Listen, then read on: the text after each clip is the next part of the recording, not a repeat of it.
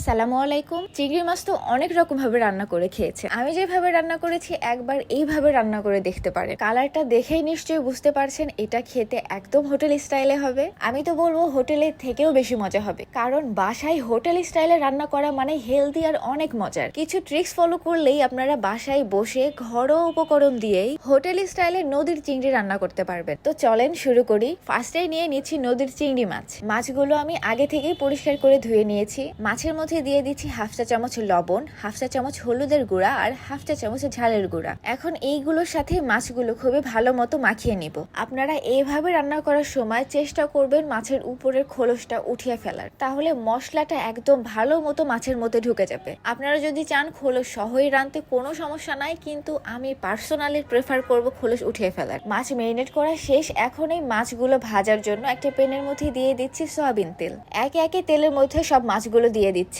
এক সাইড ভালো মতো ভাজা হয়ে গেলে উল্টে পাল্টে আমরা 3 মিনিট মতো মাছগুলো ভেজে নিব। এখানে ছোট্ট একটা টিপস হচ্ছে, এই মাছটা রান্না করার সময় মাছগুলো কড়া ভাবে একদমই ভাজা যাবে না, হালকা করে ভেজে নিলেই হবে। মাছ ভাজি করা হয়ে গেলে ওই তেলের মধ্যে আমরা দিয়ে দিব হাফ কাপ পরিমাণ পেঁয়াজ কুচি। আপনারা দেখতেই পাচ্ছেন এখানে পেঁয়াজটা আমি একদমই ছোট ছোট করে 4 কোনা করে কেটে নিয়েছি। পেঁয়াজগুলো গোল্ডেন কালার হয়ে গেলে দিয়ে দিয়েছি পরিমাণ মতো লবণ, 1 চা চামচ আদা বাটা, 1 চা চামচ রসুন বাটা আর কয়েক ফালি টমেটো। সবকিছু একসাথে মিশিয়ে নিয়ে পানি না দিয়ে একদম লো আঁচে ঢাকনা দিয়ে ঢেকে কিছুক্ষণ রান্না করে নিব। এইভাবে ঢাকনা দিয়ে ঢেকে রান্না করলে টমেটো থেকে এমনিতেই পানি বের হবে, এতে করে মশলাগুলো পুড়ে যাবে না আর টেস্টটাও অনেক ভালো আসে। এখন এটার মধ্যে দিয়ে দিয়েছি 1 চা চামচ ঝালের গুঁড়া, হাফ চা চামচ হলুদ আর 1 চা চামচ জিরা গুঁড়া। এখন সবকিছু একসাথে ভালো মতো মিশিয়ে নিব। এই রান্নাটা কিন্তু এখনো লো আঁচেই হচ্ছে, যেন মশলাগুলো পুড়ে না যায়। মশলাগুলো একটু নাড়াচাড়া করে রান্না করে এর মধ্যে দিয়ে দিচ্ছি হাফ কাপ পরিমাণ পানি। সবকিছু একটু নাড়াচাড়া করে ভালো মতো মিশিয়ে নিচ্ছি। এই পর্যায়ে চুলার আঁচটা মিডিয়ামে করে দিচ্ছি।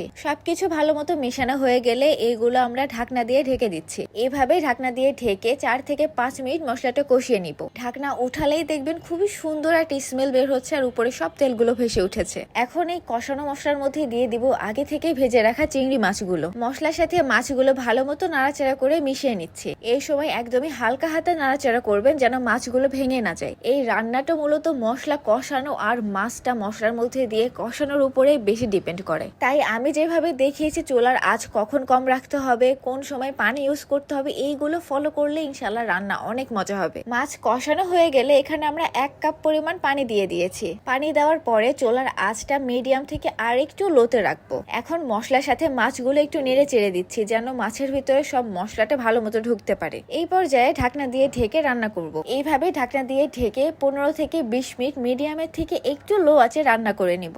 ঢাকনা উঠালেই দেখবেন তেলগুলো একদম উপরে ভেসে উঠেছে, এত সুন্দর স্মেল বের হচ্ছে আর গ্রেভিও অনেকটা ঘন হয়ে এসেছে। একদম লাস্ট পর্যায়ে আমরা এই মাছের উপরে দিয়ে দিচ্ছি চিলি ফ্লেক্স। এই চিলি ফ্লেক্সটা অবশ্যই দিবেন। ট্রাস্ট মি, এই একটা জিনিস দেওয়ার কারণে মাছের টেস্টটা দ্বিগুণ বেড়ে যায়। জাস্ট কালারটা দেখেন কত সুন্দর হয়েছে। আর টেস্টের ব্যাপারে আসলে আমি বলে বুঝাতে পারবো না, আপনারা শুধু একবার রান্না করবেন আর এইটার ফ্যান হয়ে যাবেন। আপনারা নিশ্চয়ই দেখেছেন এখানে আমি কত কম মশলা ব্যবহার করেছি। এত কম মশলা ব্যবহার করেও হেলদি ওয়েতে এত মজার রান্না করা পসিবল। আসলে রান্নার ক্ষেত্রে কত মশলা ব্যবহার করছি এটা ফ্যাক্ট না, অল্প মশলা ব্যবহার করেও কিছু নিয়ম ফলো করলে অনেক মজার রান্না করা পসিবল। এই তো রেডি আমাদের চিংড়ি মাছ ভুনা। রান্নাটা ভালো লাগলে অবশ্যই লাইক দিবেন, কমেন্টে আপনার মতামত জানাতে পারেন বা রান্না করে আপনার রিভিউ দিতে পারেন। তাছাড়া আপনারা নেক্সট টাইমে কোন রান্নাটা চাচ্ছেন সেটাও জানাতে পারেন। চিলি ফ্লেক্সকে সাবস্ক্রাইব করে পাশে থাকবেন। এতক্ষণ সঙ্গে থাকার জন্য অনেক ধন্যবাদ।